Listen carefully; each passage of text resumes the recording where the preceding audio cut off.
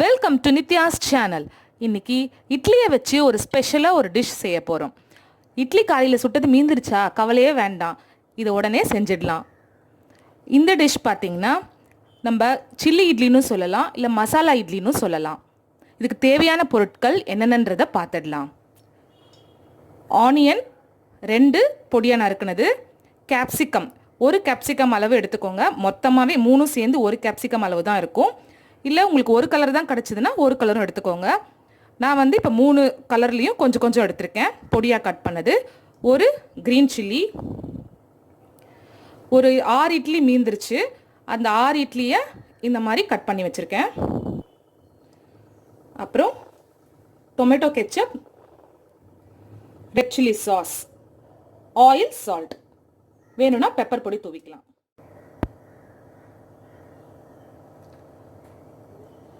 Oil காஞ்சிருச்சு. இப்போது cut பண்ணி வச்சுருக்க இட்லியை பொரிச்சு எடுக்கலாம்.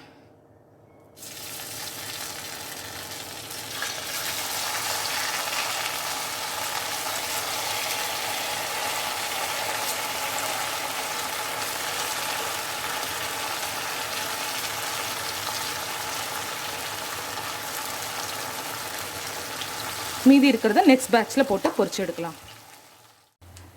நல்லா கோல்டன் ப்ரௌனாக ஆயிடுச்சு. இப்போ இதை ஆயில் ட்ரைன் பண்ணிவிட்டு எடுத்துடலாம். பாருங்கள் எவ்வளோ கிறிஸ்பியாக வந்திருக்குன்னு.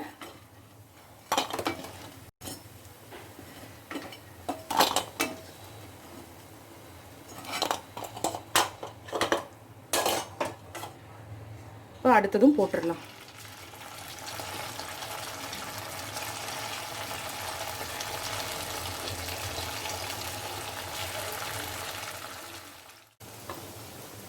இப்போது இன்னொரு பிராச்சும் நல்லா கோல்டன் ஃப்ரை ஆயிடுச்சு.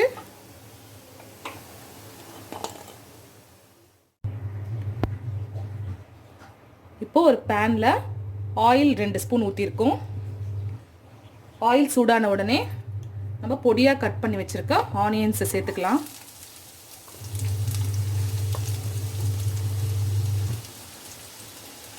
கூடவே இந்த ஒரு பச்சை மிளகாய், கீரி வச்ச பச்சை மிளகாயும் சேர்த்துக்கலாம்.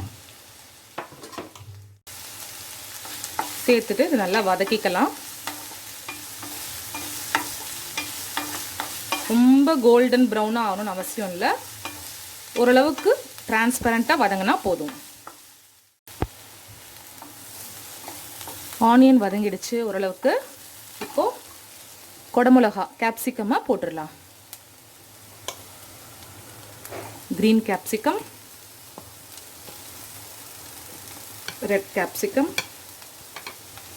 yellow capsicum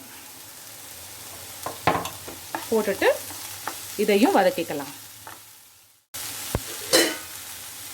இப்போ தேவையான அளவுக்கு சால்ட் சேர்த்துக்கலாம். இட்லிலேயே சால்ட் இருக்கும், சாஸஸ்லேயும் சால்ட் இருக்கும், அதனால் பார்த்து கொஞ்சமாக சேர்த்துக்கோங்க, தேவைன்னா அப்புறம் சேர்த்துக்கலாம்.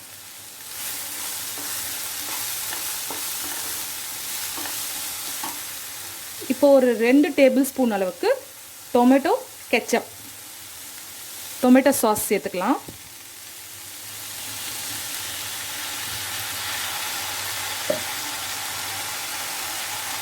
அப்புறம் 2 ஸ்பூன் அளவுக்கு red chilli sauce,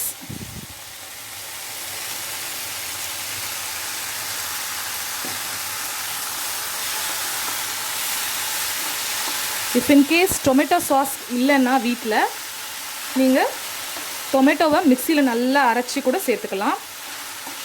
red chilli sauce இல்லைன்னா கூட ரெட் சில்லி பவுடரும் தனியாத்தூளும் சேர்த்துக்கலாம். டேஸ்ட் கொஞ்சம் டிஃப் ஆகும் தான், இருந்தாலும் இல்லாததுக்கு அது பரவாயில்ல. ஆனால் ஈஸியாக மார்க்கெட்லலாம் இது கிடைக்குது.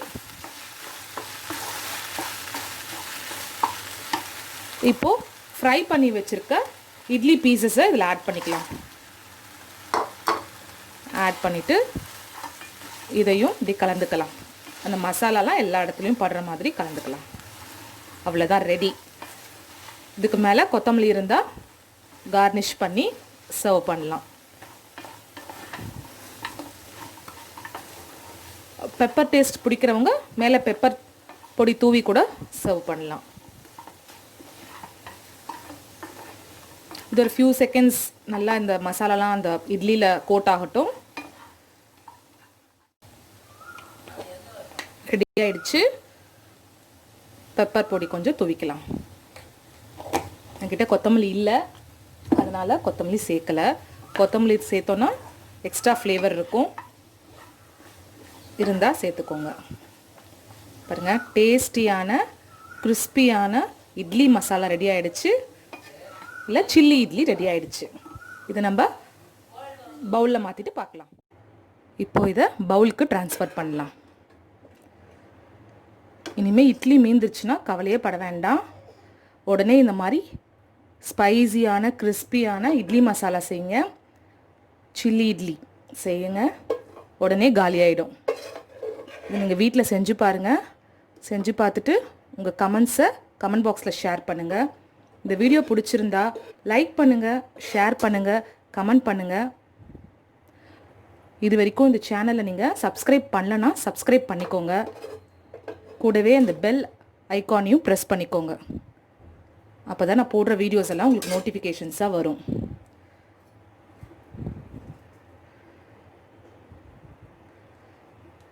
பாய்.